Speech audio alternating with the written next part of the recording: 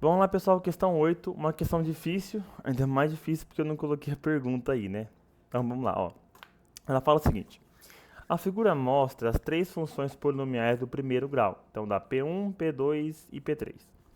Se é do primeiro grau, são retas, então dá para enxergar ali que são retas, né? São três retas diferentes. Ele indica aqui qual é cada uma delas. Então essa daqui é a P1, essa daqui é a P2 e a lá de baixo é a P3. Tá? Então ele já indica na figura quais são cada uma delas.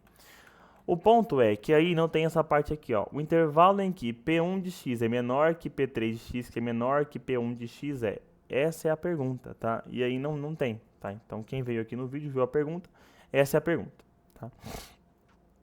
Então quem quiser fazer ela agora com a pergunta, tenta aí.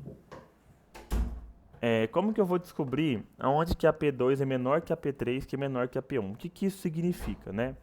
Vou pegar aqui o ponto em que a P2 é a mais baixa que a P3 e a P3 é mais baixa que a P1, tá? Então é só pegar as alturas, o y que as funções têm, tá? Então essa daqui é a P2. Aonde ela é mais baixa que a P3, que é essa? A partir desse ponto. Então desse ponto para trás, a P2 está mais embaixo do que a P3, certo? E aonde que a P3 está para baixo da P1, tá? Que é essa parte aqui, ó, a P3 menor que a P1. Aonde que a P3 está mais baixo que a P1. Então, desse ponto para frente, dá para ver que a P3 aqui está mais baixa do que a P1. Porque aqui elas se encontram, nesse ponto elas se encontram. Para trás aqui, a P3 está maior do que a P1, então a P3 está aqui e a P1 está aqui embaixo. Tá? Então, desse ponto para frente, a P3 está mais baixa do que a P1. Tá? Então, ou seja, aonde que essa relação aqui, qual o intervalo que essa relação é satisfeita? Entre este ponto aqui e este ponto aqui.